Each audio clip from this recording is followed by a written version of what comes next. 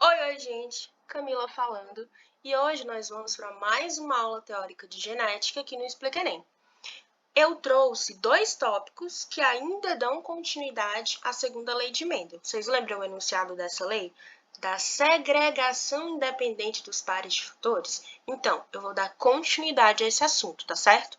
Por isso que, caso você não tenha assistido às aulas anteriores, por favor, assista antes de dar continuidade a essa, porque muitos dos conceitos que eu vou abordar aqui, você não vai conseguir entender caso você não tenha assistido a essas aulas.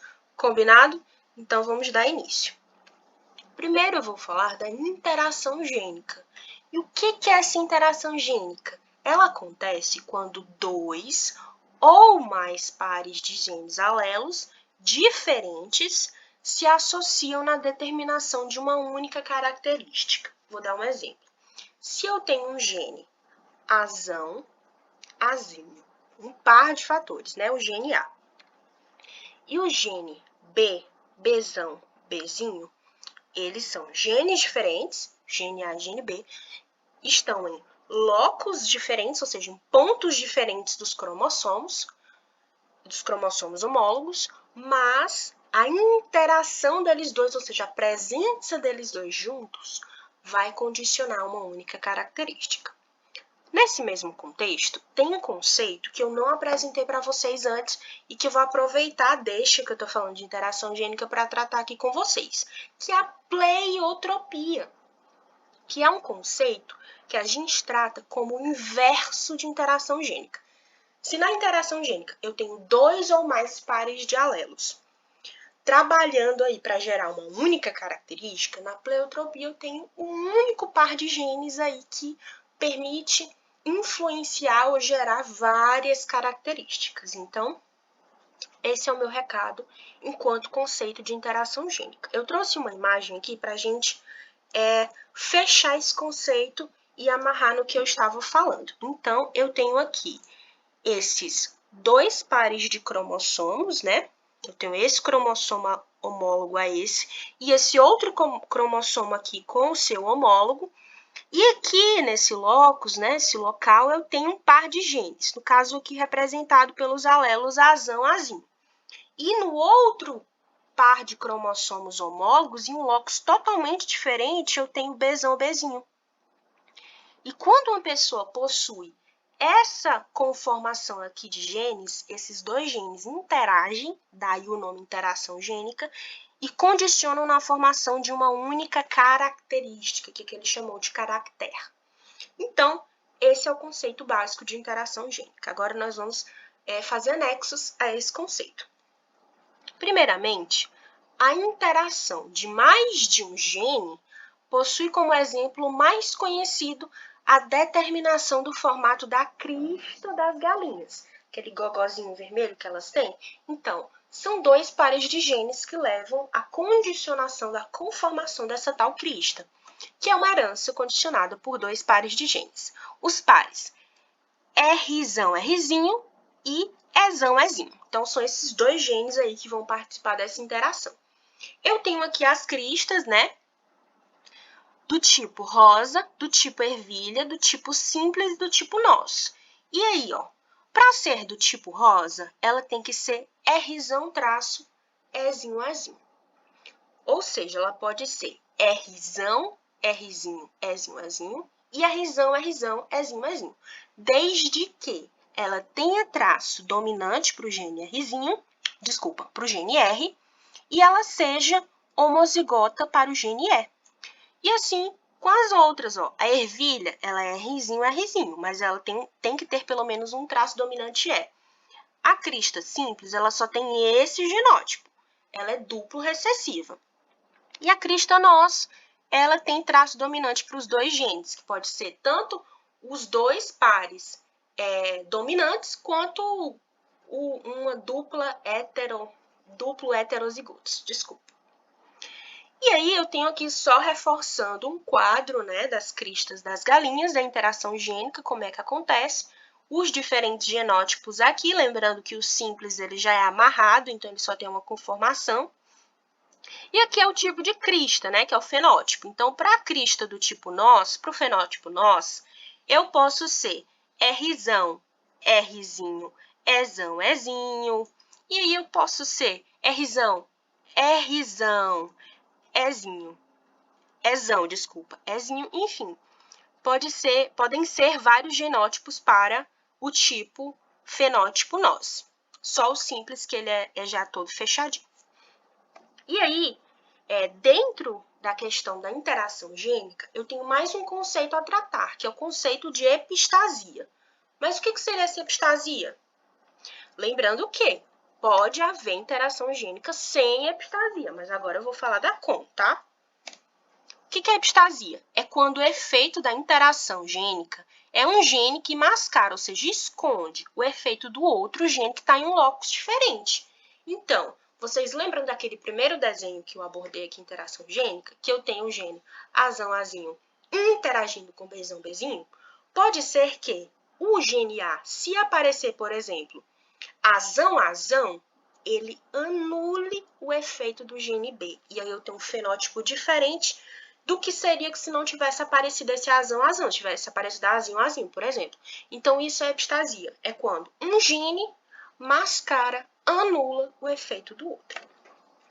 O gene que mascara é o tal do gene epistático, que no meu exemplo ia ser o gene A, e o gene que é mascarado é chamado de hipostático, que no meu exemplo seria o gene B. Então, dentro de epistasia também, eu tenho uns tipos diferentes de epistasia, que são 3, tá? A epistasia do tipo recessiva, que acontece principalmente, que é observada, né, principalmente na pelagem dos cães labradores. A pelagem dele pode ser de 3 tipos, pretos, marrons ou amarelos. E as cores, elas resultam da interação gênica entre genes que estão em diferentes losses. Mas também são 2 pares, tá? Então, no caso do gene B, ele determina a cor. Se for Bzão é preto, se for Bzinho é marrom. E aí o outro gene que interage, que é o gene E, ele determina se haverá deposição de pigmento. Como assim? Então, se o indivíduo aí, o indivíduo cachorro, tiver o gene Ezão, ele vai poder ter pigmentação escura. Mas se ele tiver o gene Ezinho, não importa se ele é Bzão e podia ser preto, não importa se ele é Bzinho e podia ser marrom, ele vai ser amarelo. Então, aqui a gente tem um exemplo de epistasia recessiva, que é o gene Ezinho, que anula o efeito do gene B. Aqui eu tenho uma tabela, né, que mostra exatamente isso que eu estou falando, ó. Se o cãozinho tiver o Ezão, não importa se o Ezão seja Ezão, Ezão ou Ezão, Ezinho, ele vai poder ser preto, desde que tenha o Bzão também, né? Porque é o Bzão que determina a cor preta.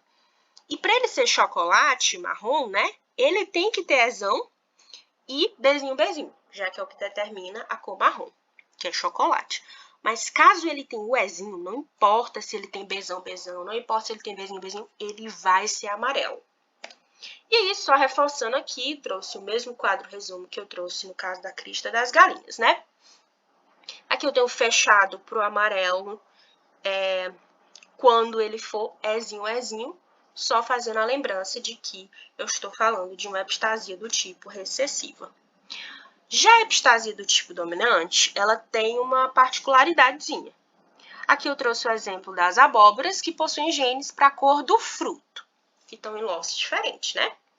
E as cores podem ser branca, verde e amarela. Aí eu tenho aqui um cruzamento. Na geração parental eu tenho uma branca homozigota cruzando com a verde homozigota. E aí eu tenho F1, todas brancas heterozigotas. Então, a branca homozigota ali, no caso, era dominante, era homozigota dominante. E a verde homozigota recessiva. E aí eu tenho F2, um padrão diferente do que normalmente a gente tem em segunda lei. Porque vocês lembram qual era o padrão da segunda lei? Era 9 para 3, para 3, para 1. Então, eram 9 indivíduos dentre 16 com uma característica, 3 indivíduos dentre 16 com outra característica, outros 3 indivíduos dentre 16 com outra característica e um indivíduo dentre 16 com outra característica. Aqui é o normal de segunda lei. Então, a gente já observa que se eu tenho 12 para 3 para 1, é segunda lei? Não é primeira. Mas é uma segunda lei que tem um elemento a mais. No caso, uma epistasia do tipo dominante. Por que ela é dominante? Porque, ó, esses dois aqui, eles têm traço dominante no genótipo deles. Então, como tem epistasia, eles vão significar a mesma característica. Eu vou explicar melhor para vocês aqui usando esse quadro. Observem que em todas as abóboras que aparecem aqui branca, o gene I está dominante em pelo menos um do par é dominante, e o V também, em pelo menos um do par é dominante. Então, o que acontece? Quando eu tenho esses dois genes, o gene I e o gene V, e eles têm pelo menos um alelo dominante, aquela abóbora vai ser branca. Daí porque é uma epistasia do tipo dominante, porque não importa se vão ser interações diferentes. Porque, por exemplo, o que a gente tinha no quadro de Punnett da segunda lei? 9 para 3 para 3 para 1. Então, o que acontecia lá? Acontecia que esse caso aqui, por exemplo, ó, que ela é isão, isão, vezinho, vezinho, se fosse segunda lei pura, ia ser uma outra cor. Novamente aqui, ó. Mas como tá o isão dominante, que é o gene epistático, que é o isão, continua sendo branco. Ó. Isso aqui na primeira lei normal seria outra cor, isso aqui seria outra cor, essa aqui seria outra cor. Então, seriam aquelas três que seriam diferentes. Mas e o que acontece quando o gene I ele aparece recessivo? Aí já muda a situação. Já fica amarela o fruto. E aí, no caso, os dois recessivos fica verde. Então, aqui nesse caso, quem é o gene epistático dominante é o gene I.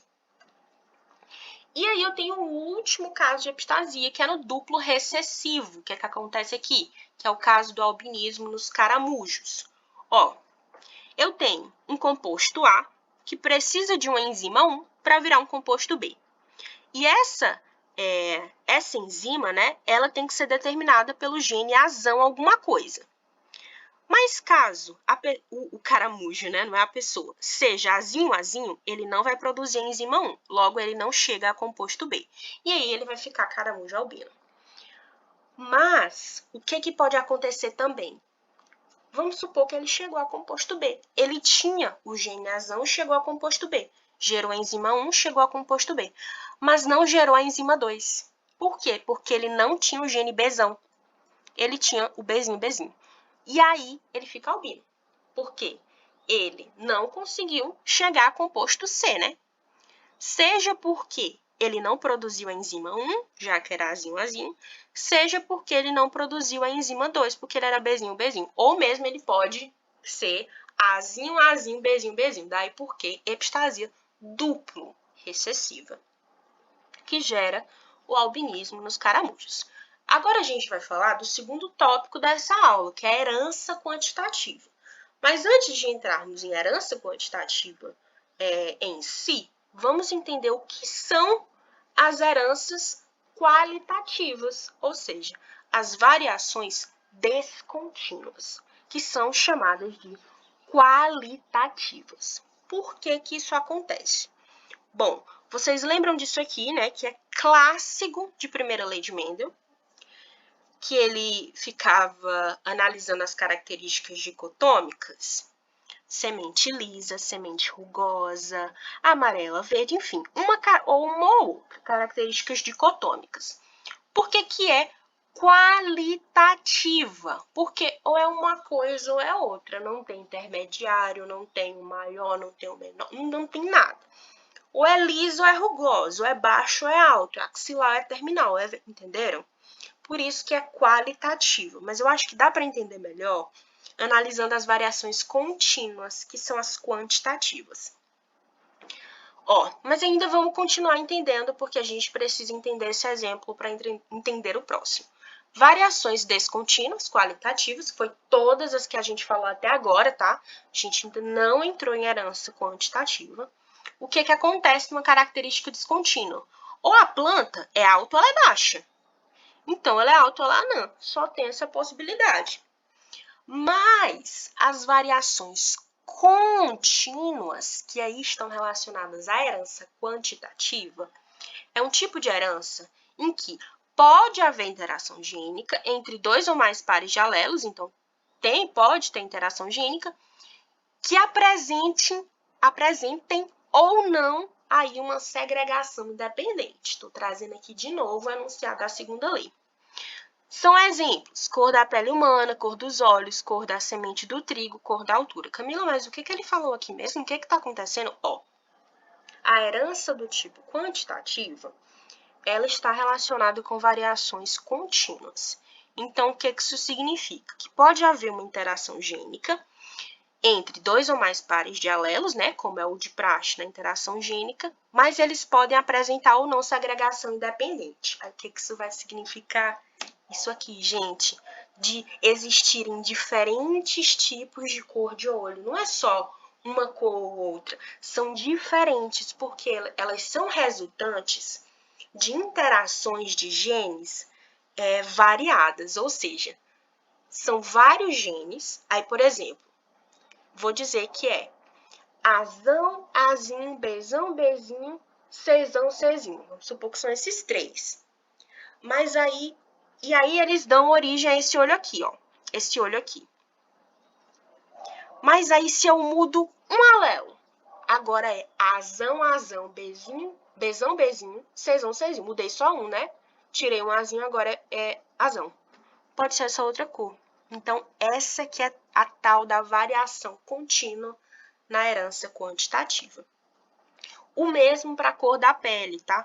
Você tem aí vários genes para a cor da pele, mas mudou um genezinho, já mudou um tom de pele.